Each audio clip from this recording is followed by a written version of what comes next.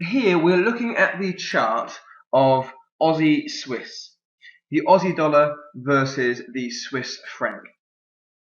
We're deliberately looking at this chart because there's a high number of inside bars in this trending marketplace. This market is overall moving in an uptrend over this period of time. The red arrows on the chart show the inside bars that have occurred over this period of time. Remember, an inside bar is a bar that has the high and the low of the bar inside the previous day's high and low. Here we can see the high and the low of this bar is inside the high and the low of the previous day. And you can see this carried on.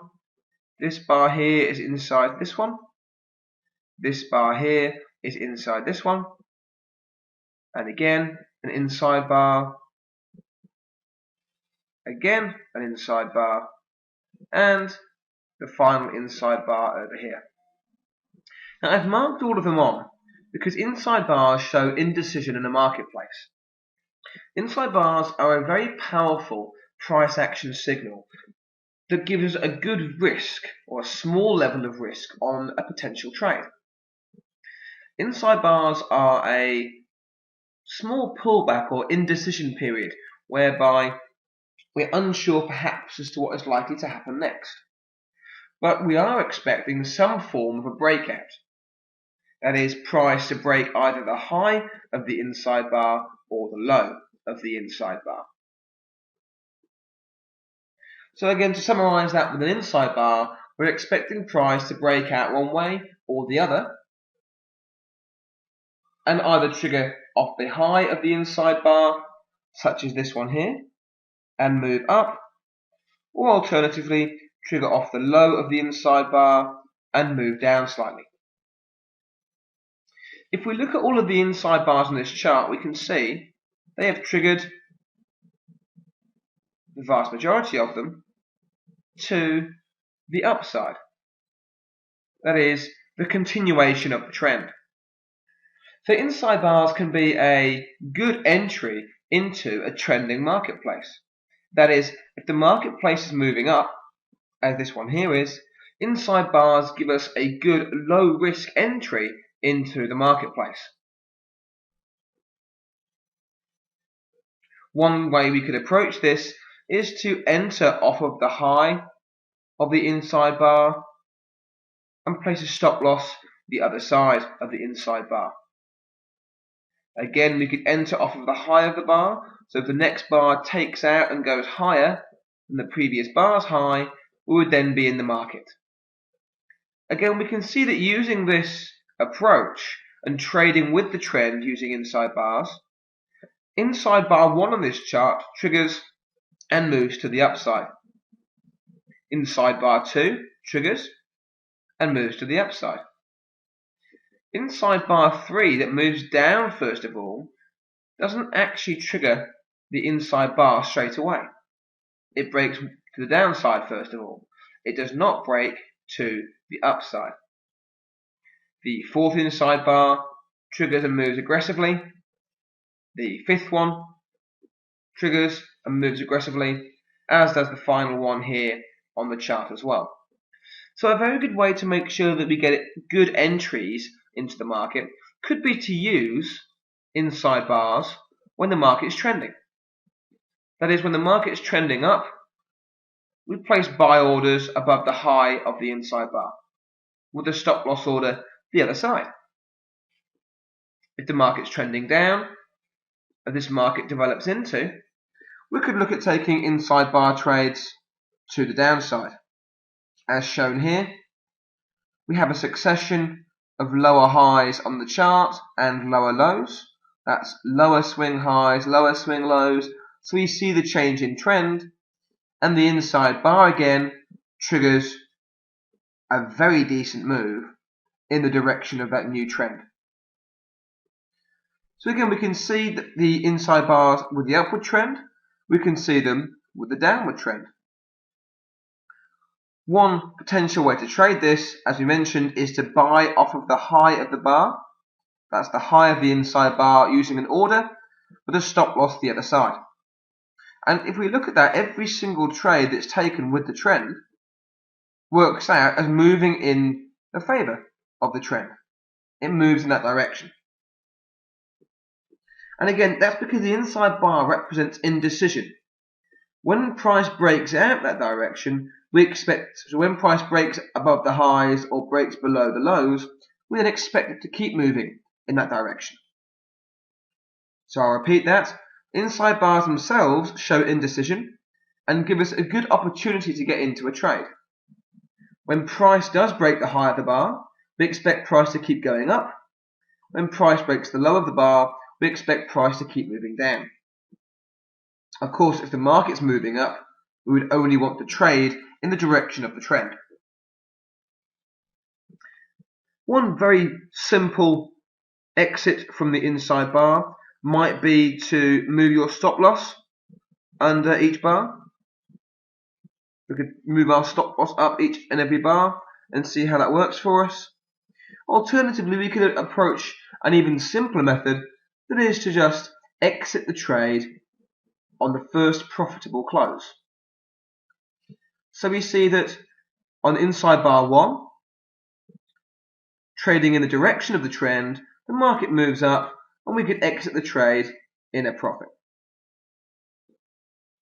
The second inside bar that sets up, we could enter off the high of the bar and we would exit on the first profitable close, which works out to be in a profit. Inside bar 3 does not trigger off the high of the bar, as in the following bar after the inside bar does not break the high, therefore we have no trade.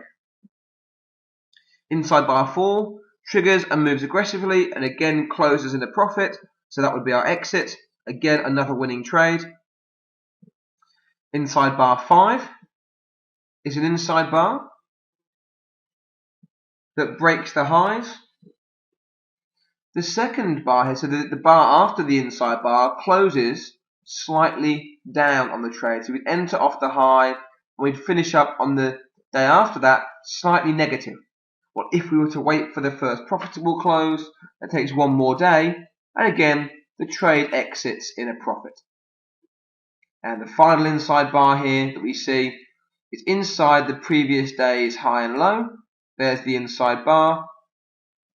The day that triggers the inside bar closes around about break even, but the following day then closes in a profit. So we would then be able to say to ourselves, okay, that would be the exit. And through here, throughout these 6 inside bars, 5 of the trades trigger and all 5 make money. The only one that does not trigger, being this one down here, is the one that moves against the trend. As we now move toward the downside, notice that I've only marked on this inside bar here. There's also several more inside bars to look at. So there's several inside bars through there. The first one we would not know to trade that short because the trend was moving up at the time. Therefore, we would have expected that one to continue to the upside. As it happens, this trade did not trigger to the upside, so there would be no trade there. Now that we have ourselves a lower high and a lower low, we would be confident to then take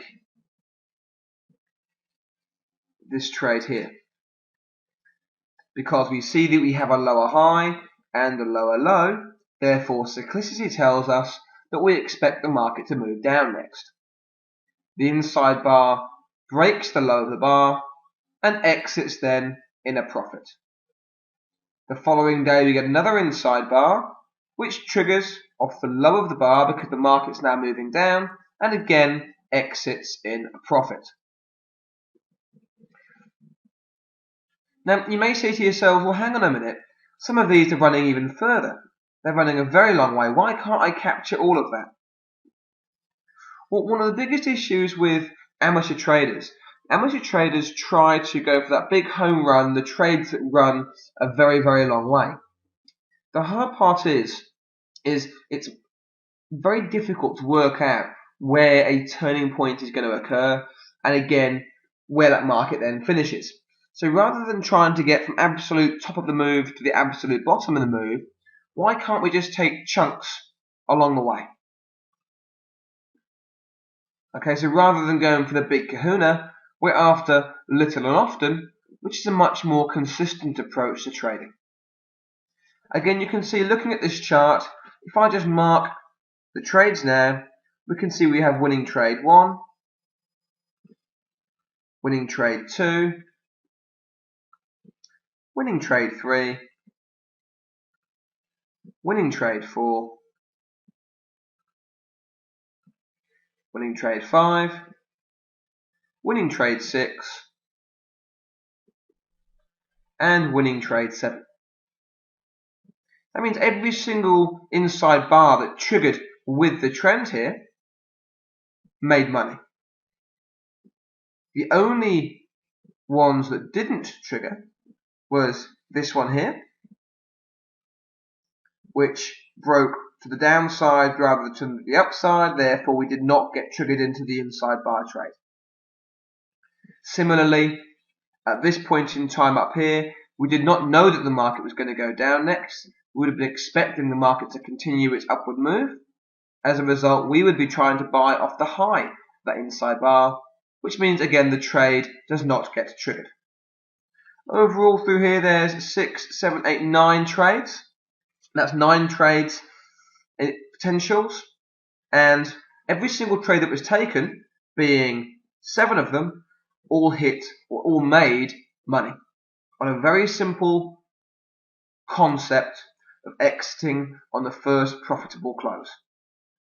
We can see how good those inside bars are at finding small, low-risk entries into the trend.